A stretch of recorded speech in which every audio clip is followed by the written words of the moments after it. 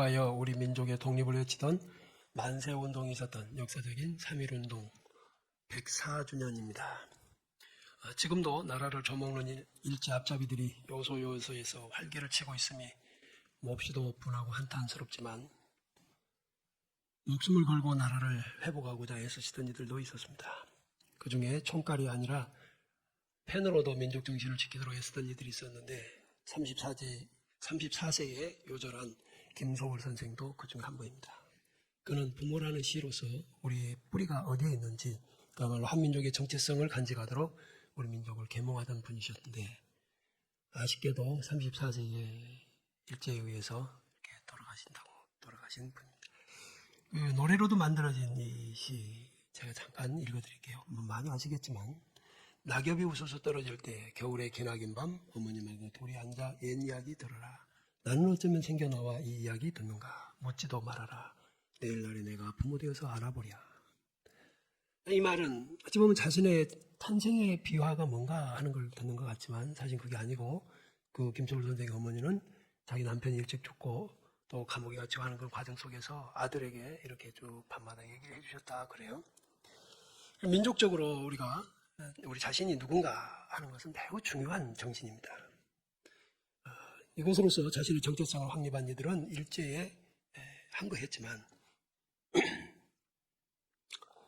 어리석은 일제 앞잡이들은 독립을 포기한 채 일제에 빌붙어 살다가 해방 후에는 또 미군에 붙어서 부와 권력을 선취하는 매국노고 배신자 노릇을 했고 지금도 하고 있습니다.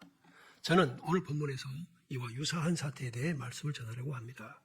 코로나 팬데믹을 거치는 과정에서 숱한 크리스찬들이 자신의 정체성을 상실한 안타까운 모습을 보고 듣게 됩니다. 실망을 넘어 매우 침통한 심정이지요. 우리의 조국 대한민국도 사랑스럽지만 우리가 그리스도의 속죄로 구원받은 하나님의 자녀라는 정체성은 비할 바 없이 고귀한 것입니다.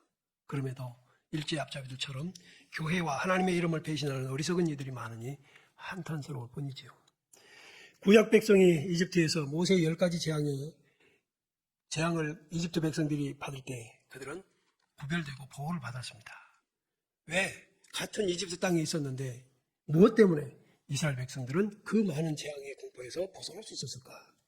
그들의 특별함? 아닙니다. 그들의 공로? 역시 아니죠.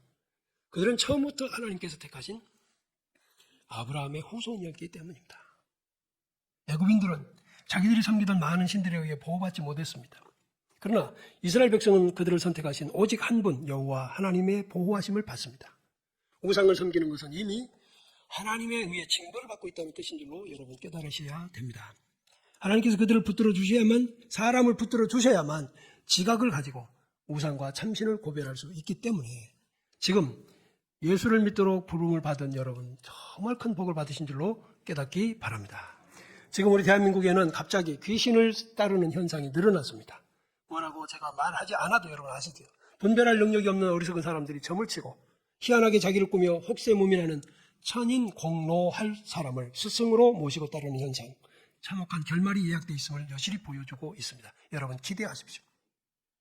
귀신은 신령한 것을 망령되이 여기도록 속이고 거짓으로 참된 것을 덮으려는 사악함을 드러내고 있지만 심판이 예약된 사람들은 여전히 그것을 추종하고 있습니다. 이것은 하나님의 구속의 은혜에서 벗어난 이들의 행태인 것이지요.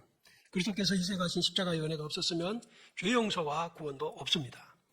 그 일에 대해 자세히 말씀해 주신 오늘 본문을 세세히 살피면서 저는 여러분들과 함께 그리스도의 정체성 그리고 우리에게 주신 복이 어떤 것인가, 어떤 종류의 복인가, 우리가 어떻게 예수를 믿게 되었는가에 대해 상고하려고 합니다.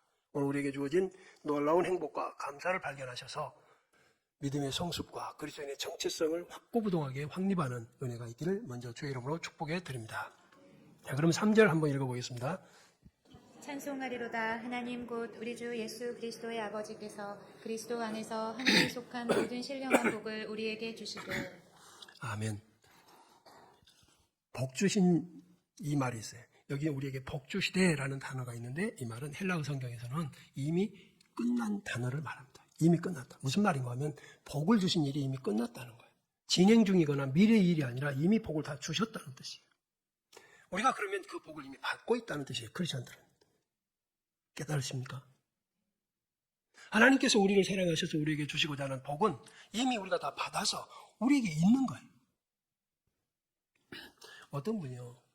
핸드폰 통화를 하다가 갑자기 잠깐만 끊어. 나 핸드폰이 어디 있는지 모르겠네. 그러고 끊었대. 그럼 무슨 말이죠 지금? 자기가 핸드폰을 가지고 했으면서 핸드폰 찾아야 된다고 전화를 끊는 사람. 우리 속담에 이런 거에서 어분에게 3년 찾는다. 이미 자신에게 복이 있는데도 불구하고 그 복을 모르는 사람들을 놓고 하는 말이에요. 영적 건망증이 심각한 사람들. 영적 감각이 없는 사람들이에요. 복을 다시 달라고 하는 건 이건 어리석은 일입니다. 있는데 더 받을 게 없는데. 그러면 우리 성도는 이미 내게 주어진 복이 충분하다는 것을 깨닫는 사람, 그게 믿음에 성숙한 사람이에요. 그 사람이 진짜 행복한 신앙생활을 하는 사람이에요. 우리가 여전히 목마르다, 복에 목마르다? 아니요. 있는 거 이제부터 잘 보십시오. 우리가 코로나19를 거치면서 갑자기 여러 가지 행동에 통제가 오니까 한때 이런 말이 유행했습니다. 냉장고 파먹기. 그렇죠? 예, 여러 가지 마트에서 진열된 상품들이 싹 나가버리고 나니까 이제는 사다 먹을 게 없죠. 이제는 우리 냉장고에 있는 거 먹자. 근데 보니까 냉장고도 엄청나게 많아. 이걸 예로 들어서 한번 생각해 보세요. 여러분에게 있는 복은 이미 엄청나게 많아.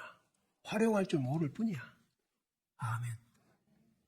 우리가 그러잖아요. 항상 우리의 복은 자기에게 있는 건 항상 당연하고요. 없는 것만 아쉬워요. 근데 그게 없어지고 난 뒤에는 너무나 그래요. 제가 우리 무선요한교회에서 목회자 세미나, 여수론 아카데미 무료 세미나 했었잖아요. 해년마다. 그때 그 기념품으로 만든 수건을 쓰고 있어요. 엊그제는 2018년도에 1차 세미나 했던 수건이 걸려 있습니다. 그래서 보면서 가만히 있어라. 지금 몇 살이지? 그때는 몇 살이었을까? 야, 그때만 해도 이 나이를 빼면 얼마지? 이런 생각을 한 거예요. 그러면서 일어서는 순간에 너는 그때도 몰랐고 지금도 몇 년 후에 돌아보면 지금이 최고라는 사실을 네가 안심할 텐데 그 생각이 들더라고요. 그러니까 오늘이 최고 좋은 날 맞죠? 오늘이 가장 젊은 날이라는 말 누군가 아주 지혜롭게 발견했는데 그 말이 맞는 것 같아요. 근데도 불구하고 우리는 여전히 아쉬움을 가지고 살면서 죽는 순간까지 내내 아쉬움 속에만 사는 거예요. 어쩌면 크리스천들이 지금 그러고 있는 거 아닌가 몰라요. 이삭에게 두 아들이 있었습니다. 에서와 야곱이죠. 아버지 이삭은 야곱에게 남김없이 축복을 했습니다. 그 나중에 큰아들 에서가 와서 복을 달라고 합니다. 그때 그래 이것 좀 남겨놨다. 이게 아니라 줄 게 없다. 다 줬다. 누가? 야곱은 다 받았다고 복을. 다 받았다고 했어요. 우리 하나님께서 우리에게 이런 복 저런 복 더 하십시오라고 할 게 없다. 이렇게 깨달으시기 바랍니다. 이제는 누리시는 거예요. 내게 무슨 복이 있나? 가장 큰 복, 하늘에 속한 신령한 복. 이 복 속에는 수많은 것들이 있습니다. 오늘 시간이 되는 대로 말씀을 드릴 텐데 너무너무 이걸 우리가 내게 이런 게 있었나? 하는 거죠. 할렐루야. 세상에 보니까 재물을 모으는 사람이 있어요. 겁나 모아요. 그런데 누리지 못하는 사람이 있고요. 또 누리는 사람이 있어요. 재물을 모으는 사람은요, 모으기 위해서 정말 먹고 싶은 거, 해보고 싶은 거, 심지어는 5단벌 사입지 못한 채 모았어요. 그리고 누릴만 하니까 사고로 죽거나 병으로 죽어요. 한번 제가 소개해 드릴게요. 아주 오래전에 대한항공이 괌에서 추락했을 때 돌아가신 여러 안타까운 사연들이 많았지만 그중에 71세 된 이성철이라고 하는 분이세요. 뉴스에 아주 대대적으로 났으니까 소개할 만합니다. 실명을 거론해도. 인천 제일상호신용공고. 그분은 이북분이셨어요. 1.4부대 때 인천에서 터를 잡고 살면서 70이 넘는 그 세월까지 해외여행은 말할 것도 없고 국내 여행 한번 가본 적이 없대요. 그렇게 해서 그저 놀부처럼 돈만 모았는데 수천억 대가 되었습니다. 그래서 딸이 아버지 우리 이제 여행 갑시다. 그래서 함께 가야 되는데 그때 의사이고 대학 교수였던 사이구만 저는 일정이 있어서 못 갑니다. 다녀오십시오 해가지고 그 한 사람 딱 빠지고 나머지 다 갔는데 다 죽었어요. 남은 수천억의 재산이 장가 한 번 잘 간 어느 대학 교수에게 떨어진 거예요. 그 사람은 누리는 복입니다. 아까 회장은 버느라고 못 먹고 헐벗었는데. 이건 남의 굉장히 극단적인 사례이기도 하고 불행한 일이어서 사례를 드는 것이 참 조심스럽기도 하고 마음이 아프지만 이게 우리 인간의 어떤 단면을 보여주는 것 아닙니까? 하나님 아버지께서 우리에게 주신 복은 우리가 구하는 것이 아니라 누리는 복입니다. 전도서에서 나오잖아요. 하나님께서 우리에게 주신 복은 수고하고 낙을 누리는 것이 하나님의 선물이라고 하셨어요. 아멘. 근데 낙을 누리는 것보다 늘 근심 걱정을 하는 거예요. 그래서 오늘 이 본문 속에는 우리를 택하신 목적이 뒤에 보니까 감사와 찬송을 하게 하려는 것이라고 말씀하세요. 감사와 찬송은 누가 하냐? 마음이 우울한 사람이 하는 게 아니라 기쁜 사람이 합니다. 자기 속에 뭔가가 있는 사람이 우러나오는 것을 하는 것이죠. 내 영혼의 그 깊은 데서 맑은 가락이 우러나는 사람, 그가 찬송하는 거예요. 여기 본문에서 하늘에 속한 신령한 복이라고 하셨어요. 이 복은 쉽게 아주 한마디로 단언하자면 천국 가는 복입니다. 할렐루야. 하나님의 아들이 되는 거예요. 하늘에 계신, 천국에 계신 하나님의 아들이 되어 자녀가 되어서 그곳에 가는 거예요. 마태복음 6장에서는 우리가 이 땅에 살면서 무엇을 입을까, 무엇을 마실까, 무엇을 위해, 몸을 위해 무엇을 입을까 걱정하지 마라. 너희에게 다 있다. 너희는 내일 일 걱정하지 마라. 내일은 내일 일이 할 거다. 왜 땡겨서 하느냐 말이야. 이 말씀 속에는 하나님의 간절하심이 들어있어요. 우리가 얼마나 어리석게 사느냐는 거예요. 어리석게 사는 거예요. 정말 우리가 어린 자녀들 기르면서 배우는 게 많습니다. 엄마 아빠는 아주 골머리가 아파서 어떡하나 하고 있고 걱정하는데 아이들은 노래합니다. 장난합니다. 낄낄댑니다. 오죽하면 신경이 거슬려갖고 야 좀 조용히 해. 우리는 골치 아프다. 그런데 애들이 골치 아플 일이 뭔지 알 리가 없어요. 왜? 엄마 아빠가 다 해결할 테니까. 이 말씀 앞에 또 아직도 주저하는 분들이 있을 거예요. 아유 그러면 어쩌고 진짜 그렇게 되나? 진짜 한 번도 안 해봤으니까 진짜 그렇게 해보세요. 하나님의 아버지. 아멘 한 번도 안 하시는데 다 속으로 하셨죠?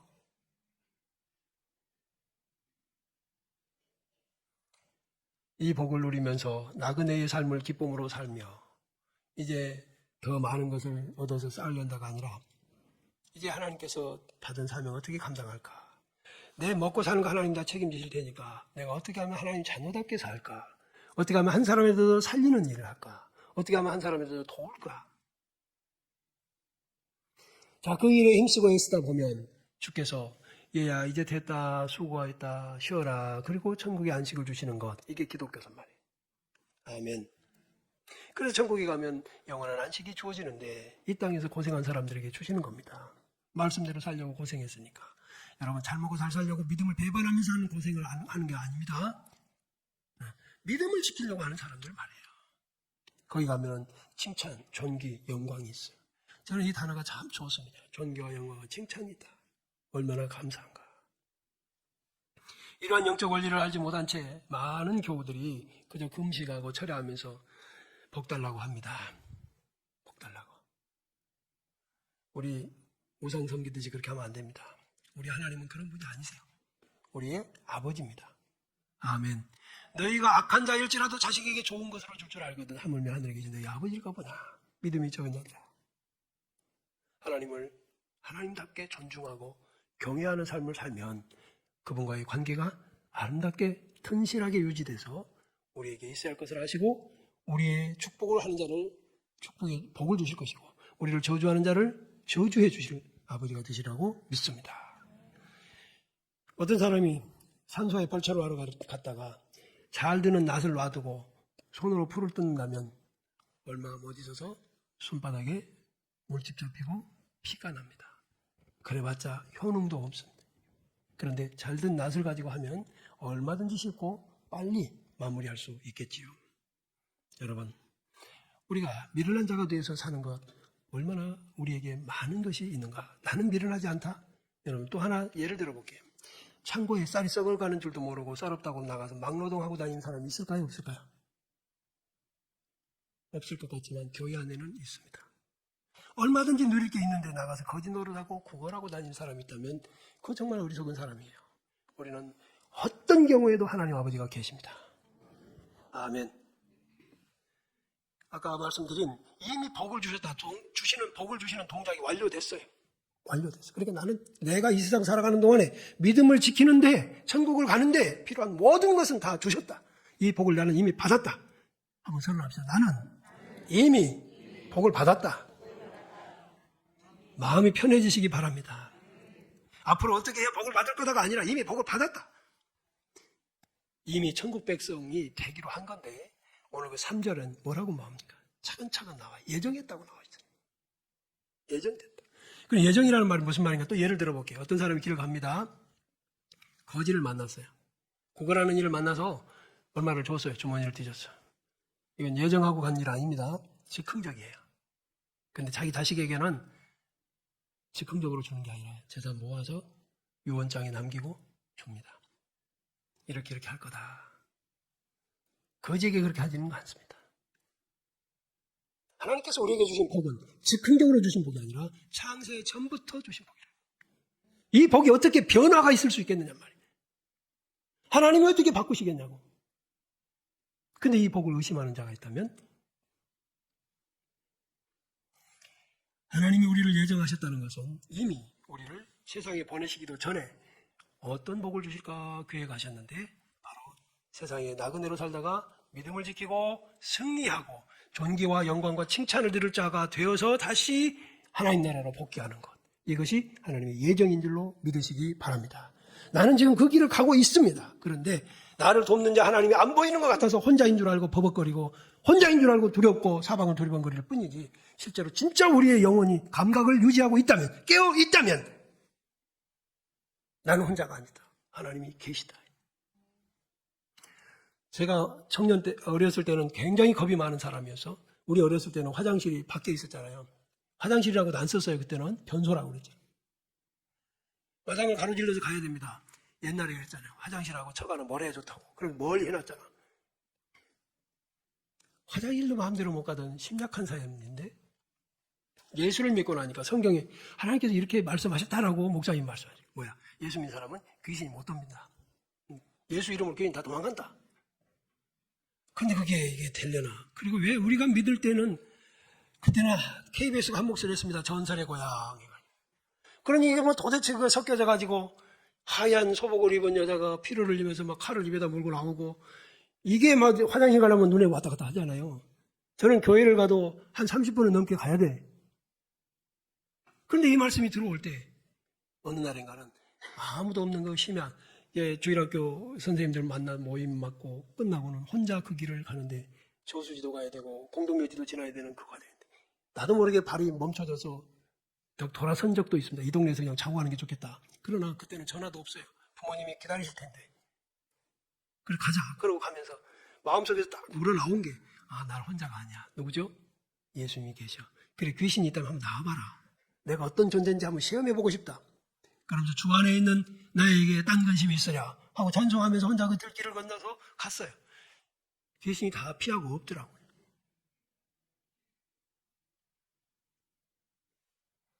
하나님이 창세전에 택하신 자들은 우리입니다. 적어도 이것을 거부하지만 않는다면, 버리지만 않는다면, 흘러 떠내려가도록 무가치하게 여겨서 버려버리지만 않는다면 우리는 마귀에게 속아서 이것이 별것 아니다 하고 장자로 태어났으나 장자권을 팥죽 한 그릇에 팔아버렸던 망령된 에서와 같은 행동만 안 한다면 그리스도 예수의 십자가의 보혈의 구원의 은혜가 세상의 돈 몇 푼 때문에 어떤 자리 하나 때문에 팔려버리는 그런 망령된 행실만 안 한다면 우리는 하나님이 우리를 버리실 리는 없습니다. 아멘. 그러면 하나님이 우리를 왜 선택하셨다고 하셨는지 4절에 또 한번 보세요. 곧 창세전에 그리스도 안에서 우리를 택하사 우리로 사랑 안에서 그 앞에 거룩하고 흠이 없게 하시려고. 아멘. 이 말씀 속에는요 우리가 거룩하지 못하다는 거예요. 흠이 많다는 거예요. 아시죠? 하나님을 알고 계세요. 우리 인간의 한계가 그겁니다. 저는 평생을 성직자의 반열에 살았지만 제가 흠이 없는 게 아니고 거룩을 이룬 것도 아니고 완벽한 것이 절대 아니니 매우 조심스러울 뿐이고 그저 하나님의 은혜다. 교우들의 이해해 주시고 사랑해 주시는 것이다 라는 것을 갈수록 깨닫는 거예요. 갈수록. 그래서 저는 여러분 앞에 당당하게 나는 무음한 자야 라고 나서는 게 아니라 제가 피곤할 때는 피곤하다고 말씀드렸고 제가 힘들 때는 힘들다고 말씀드렸잖아요.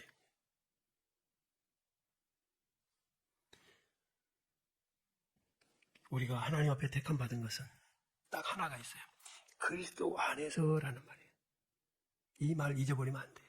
이 말 속에는 우리의 공로가 아니고 우리의 어떠함이 아니라 예수님 때문입니다. 예수님 외에 석가모니가 이만희가 아닙니다. 오직 예수. 할렐루야.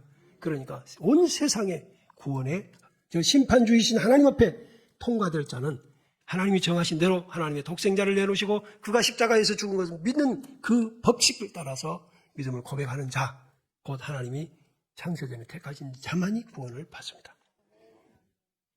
그러나 지금 절에 있고 절에 심지어는 이단에 빠져 있을지라도 그들이 택한 자인지의 여부는 우리가 육안으로 판단이 불가능하므로 누구에게라도 복음을 전해야 하고 누구라도 용서하고 누구라도 그들을 참아 기다려줘야 합니다. 예수님 그분 아니면 우리는 아닙니다. 예수님이 십자가가 땅 위에 굳게 세워졌었던 것 역사가 증명하지요. 그러므로 우리는 그 일 안에서 매우 담대하고 감사한 은혜를 가져야 됩니다. 예수님은 우리를 위해 제사장 노릇을 하셨고 하나님의 뜻을 우리에게 전달하시는 선지자 일도 하셨으며 우리를 가르쳐 주시는 왕 노릇도 하십니다. 우리를 다스려 주시지요. 그래서 하나님과의 관계를 회복하게 하시는 이 중보자의 역할을 해 주신 거예요. 그는 왕 노릇을 하시면서 나를 따르라가 아니라 하나님을 섬기도록 하셨고 그는 선지자 노릇을 하면서 자기의 지식을 자랑하신 것이 아니라 하나님의 뜻, 창조의 원리를 가르쳐 주셔서 우리가 어떻게 살아야 구원에 이르는지 어떻게 살아야 하나님의 영광에 이르는지를 말씀하시는 것이고요. 우리가 거룩하다는 말을 제가 자꾸 가르쳐 드렸습니다. 한 번 더 합시다. 거룩이 뭐라고요? 우리를 하나님은 거룩하게 하신다. 이 말은 구별해 내신다는 거예요. 이스라엘 백성들이 이집트 땅에 함께 있었지만 거기서 그들을 구별해 내신 것, 그게 거룩이에요. 할렐루야. 그렇다면 지금 우리도 세상에 섞여 있지만 세상에서 우리를 구별해 내신 거예요. 오늘도요. 오늘 얼마나 좋습니까? 놀기 얼마나 좋은 날이겠어요? 그러나 구별하셔서 이 자리로 불러내신 여러분은 복받은 줄로 믿으시기 바랍니다. 그러므로 이 은혜를 이제 간직하고 사는 거예요. 이것을 간직하고 사는 거예요. 그래서 이것을 헛되어뜨리지 않고 이것을 혼란에 빠뜨리지 않기 위해서 우리는 더욱 성경을 배우고 분별력 있는 삶을 사는 것입니다. 우리를 흠 없게 하신다고 하셨어요. 그 일은 그냥 이루어진 게 아니라 흠이 없어지는 게 아니라 우리가 완벽해지는 게 아니라 그 흠을 지워주시고 그 흠을 씻어주시고 흠으로 인한 어떤 대가를 지불해 주심으로 없애주시는 것이 그것이 바로 예수 그리스도의 십자가예요. 할렐루야. 우리가 받은 은혜가 얼마나 큰지 무엇 때문에 이 큰 은혜를 받았는지 왜 우리를 택하셨는지 몸서리 쳐질 만큼 감사하고 큰 은혜입니다. 하나님께서 우리를 거룩하게 하심으로 우리는 우리의 죄가 동이 서에서 먼 것 같이 우리에게서 죄가 멀어지도록 하셨고 심판주이신 하나님이 보실 때 우리가 죄 없음으로 거룩한 나라 천국에 들어가게 하신 것입니다. 우리 형제와 자매들이 이제 남은 생활을 힘쓰고 애써서 해야 할 일, 나는 세상과 구별된 삶을 사는 거다. 하나님이 택하신 창조의 원리를 따라서 사는 거다. 나는 창세전에 택하신 자다 하는 이 신분을 가지고 사는 것이다. 다시 한 번 더 부탁드립니다. 저는 우리 무선요한교회 교우들 그리고 대한민국의 기독교인들이 적어도 민족의 정체성 좀 가졌으면 좋겠다 싶습니다. 일제는 원자폭탄을 맞아서 완전히 나라가 망했고 경제가 파탄에 이르렀는데 어떻게 저렇게 빨리 된 줄 아십니까? 우리나라 때문에. 우리나라 6.25 때 미군이 군수공장 일본에 세워서 우리나라가 2년 동안 동족 선장을 겪을 때 저들은 부지런히 한국에 무기 팔아먹고 7.31 부대 마르타 의학적인 그거 자료 미군에 넘기고 그래서 혜택 받아서 그리고 잘 사는 저래놓고는 동양은 미개국이고 지들만 선진국처럼 만들어서 한국의 역사를 전 세계에 왜곡시켜 놔가지고 이제서 전 세계가 조금 한국을 눈을 뜨고 있습니다. 왜 일본해가 아니라 동해해야 되는지를 이제 조금 배워가는 거죠. 그럼에도 불구하고 아직도 가급적이면 일본으로 여행 가지 마세요. 저들이 회개하면 갑시다. 그럼 나도 앞에 갈게요. 지금도 일본에서 그럽니다. 관광객 3명 중 1명이 한국인이래요. 그러면서 NHK를 비롯해 그들이 그래. 지들 봐라 몇 년 전에 뭐 일본 안 온다더니 제일 많이 와. 썩어 빠진 정신을 가진 대한민국 국민들. 갈 데가 없어서 가자. 3.1절 앞두고 정신 차리세요. 또 하나 기독교 예수 그리스도 십자가 앞에서 세상과 썩어 빠지는 그런 타협하지 마시고 지키십시오. 간직하십시오. 하나님의 독생자 예수 그리스도의 은혜를 뺏기지 마세요. 타협하지 말고 양보하지 말고. 제가 설교 중에 해서는 안 될 말 같은 일본 가지 말라고 했는데 가라는 데가 한 군데에서 여러분 성지순례는 가세요. 정말 가셔서 여러분의 믿음에 도움이 되는 일 좀 하세요. 아멘 좀 하세요.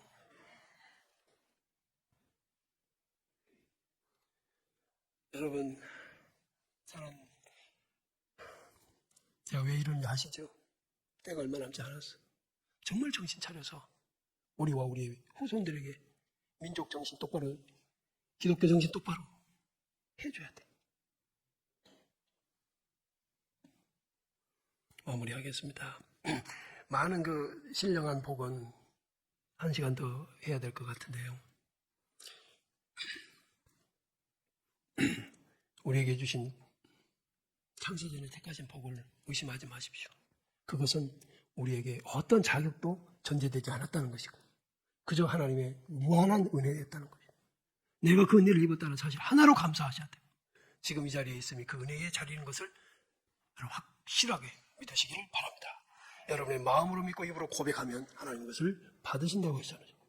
우리 그렇게 살고 그리고 우리의 사랑하는 조국 대한민국 아끼고 위해서 기도해 주시고 위정자들의 삐딱한 저 정치 모습들 위해서 기도하십시다. 이 나라는 우리만 살다가 끝낼 것이 아니라 주님이 오실 때까지는 존속해야 할 나라인데 공정이 아니라 불공정이 되면 안 되지요. 정신 바짝 차려서 억울한 사람이 최소화될 수 있으면 좋겠고 약자가 외면당하지 않도록 하나님의 법이 대한민국에도 적용되기를 기도하고 그런 일에 우리가 헌신할 수 있는 여지가 있다면 그런 자리에서 최선을 다하시기를 다시 한번 축복해 드립니다. 일어나서 같이